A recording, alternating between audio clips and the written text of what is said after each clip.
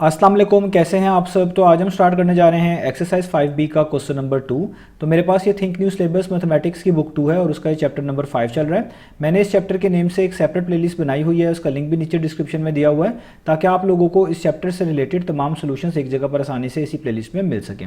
इसके अलावा आपको डिस्क्रिप्शन में मेरे सोशल अकाउंट्स के लिंक, यानी मेरी फेसबुक प्रोफाइल, मेरी इंस्टाग्राम प्रोफाइल और मेरा ईमेल आईडी भी मिल जाएगा।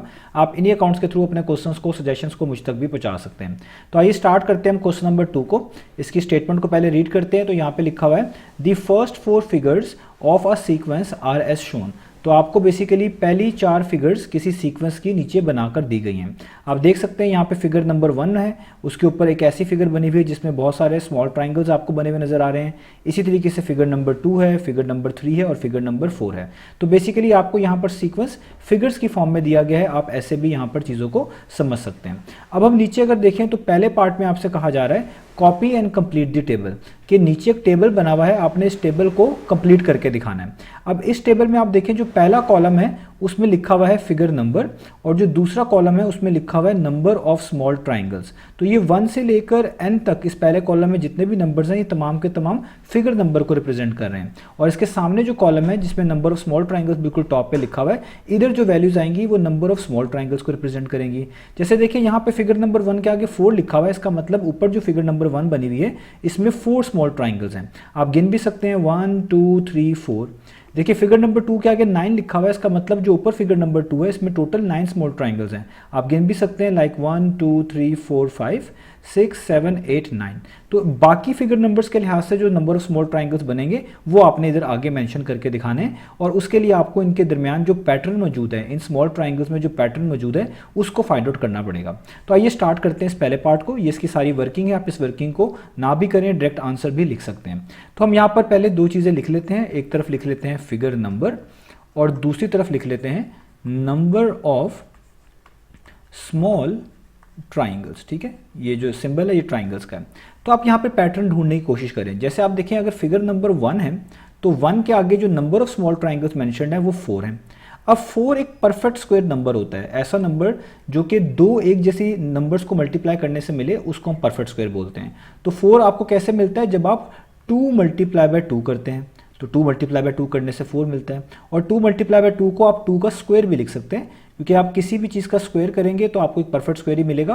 और यहाँ पे भी 2 मल्टीप्लाई बाय 2 है, इसका मतलब 2 स्क्वायर बनता है, और 2 स्क्वायर करने से आपको 4 ही मिलता है, जो कि एक परफेक्ट स्क्वायर नंबर है।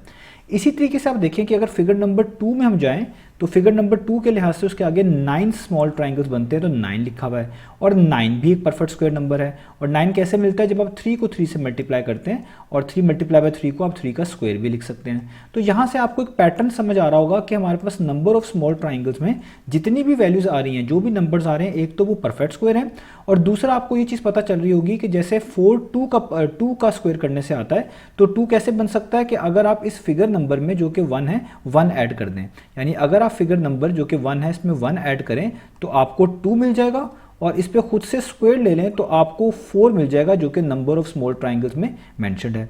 अब इसी आप पैटर्न को फॉलो करें। जैसे फिगर नंबर 2 है, इधर भी इस फिगर नंबर में जो कि 2 है 1 ऐड करें तो आपको 3 मिल जाएगा, क्योंकि 9 3 का स्क्वायर होता है, तो आप 3 पे स्क्वायर अप्लाई कर दें तो 3 का स्क्वायर आपको क्या मिल जाएगा, 9 मिल जाएगा। तो यहाँ से आपको क्लियर हो गया कि इनमें क्या पैटर्न फॉलो हो रहा है कि फिगर नंबर में अगर आप 1 ऐड कर दें और जो आंसर आए उसका स्क्वायर ले लें तो उतने नंबर ऑफ स्मॉल ट्राइंगल्स होंगे। यहाँ से हमें ये पैटर्न से बात क्लियर हो गई है। यानी अगर फिगर नंबर 3 होगा तो आप 3 में क्या ऐड करेंगे, 1 ऐड करेंगे और उस पर स्क्वायर ले लेंगे आंसर पे। तो 3 + 1 कितना होता है, वो होता है 4, जिसका आंसर है, और इस पर क्या ले लेंगे, स्क्वायर। तो 4 का स्क्वायर कितना होता है, 4 का स्क्वायर का मतलब है 4 मल्टीप्लाई बाय 4, वो कितना हो जाएगा, 16। तो इससे आपको पता चला कि अगर फिगर नंबर 3 होगी तो उसमें 16 स्मॉल ट्राइंगल्स होंगे। तो देखिए यहाँ पे फिगर नंबर 3 बनी हुई भी है, आप काउंट भी कर सकते हैं। जैसे 1 2 3 4 5 6 7 8 9 10 11 12 13 14 15 16। तो देखिए फिगर नंबर 3 में वाकई में 16 स्मॉल ट्राइंगल्स हैं, तो आप यहाँ पे लिख देंगे 16। ठीक है, और आप इस पैटर्न को पूरे इस तरीके से भी लिख सकते हैं जैसे मैं यहाँ पे लिख रहा हूँ।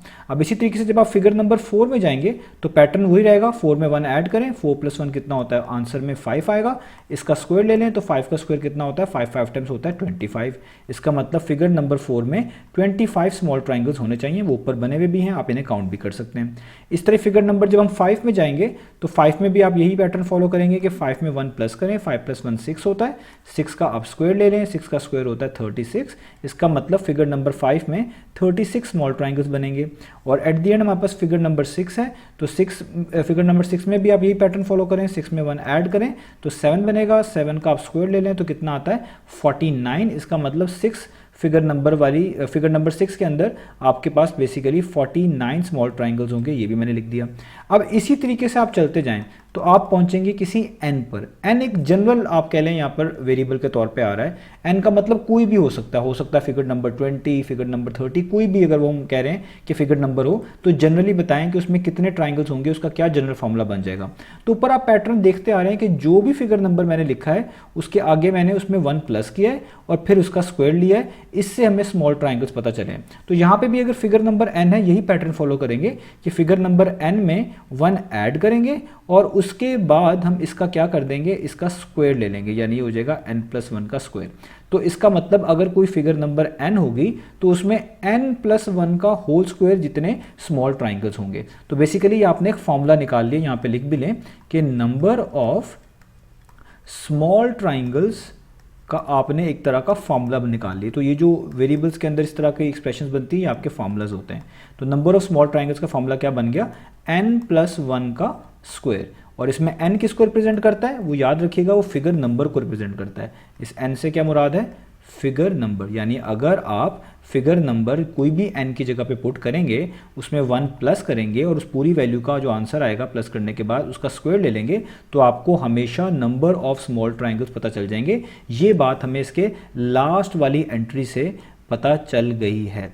तो ये मैंने क्वेश्चन नंबर 1 यहाँ पर कंप्लीट कर लिया। अब इसी क्वेश्चन नंबर 1 की मदद से हमने इसके बाकी पार्ट्स भी करने हैं।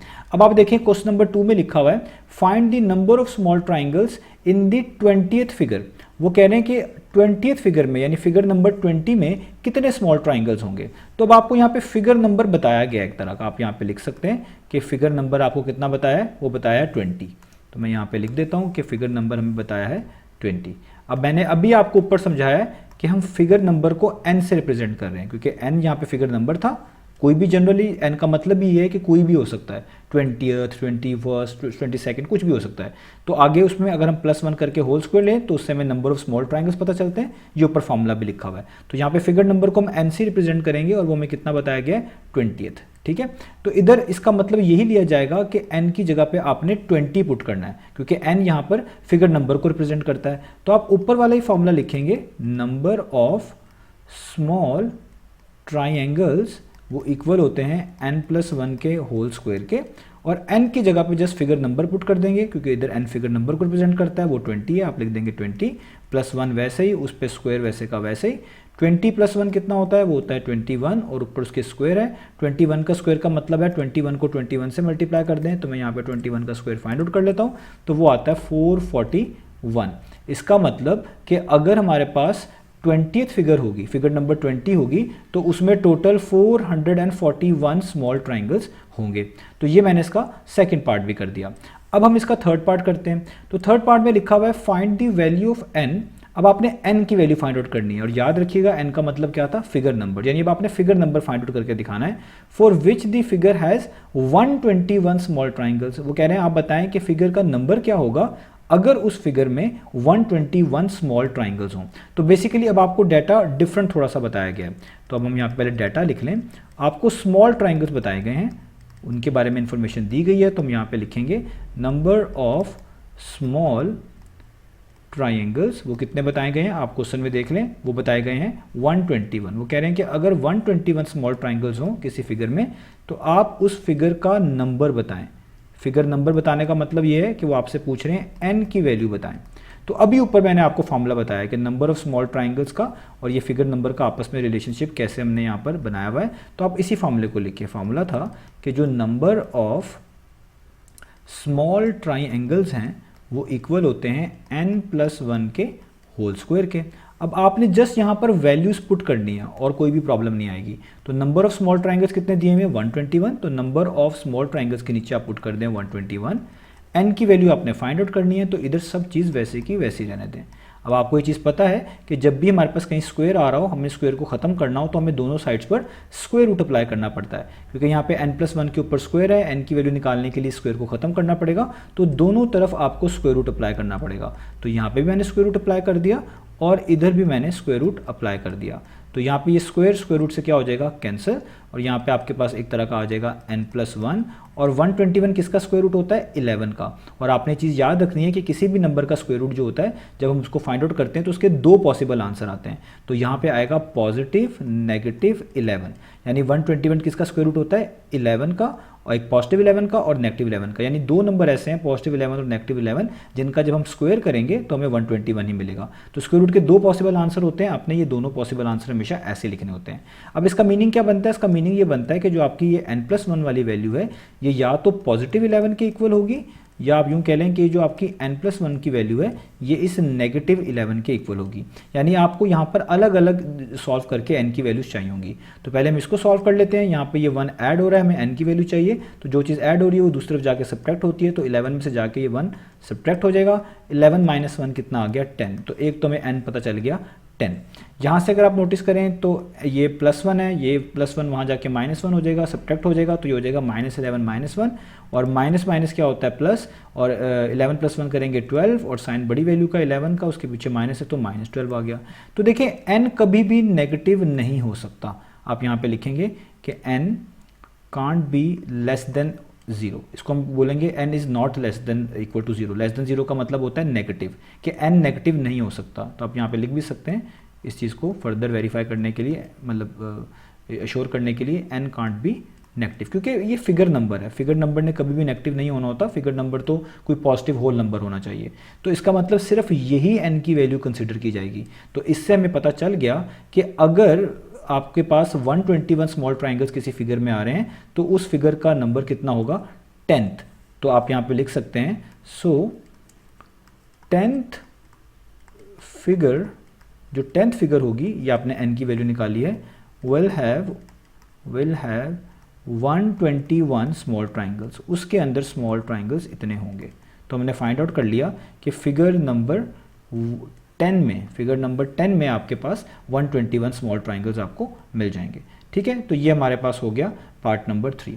अब चलते हैं पार्ट नंबर 4 की तरफ। तो देखिए पार्ट नंबर 4 में लिखा हुआ है, will there be a figure in this sequence that has 2400 small triangles, explain your answer. तो वो हमें कह रहे हैं कि क्या कोई ऐसी फिगर भी होगी जिसमें 2400 स्मॉल ट्राइंगल्स होंगे, आप अपने आंसर को एक्सप्लेन करें। यानी वो हमसे पूछ रहे हैं कि क्या इस सीक्वेंस के अंदर कोई ऐसी फिगर आ सकती है जिसमें 2400 स्मॉल ट्राइंगल्स हों।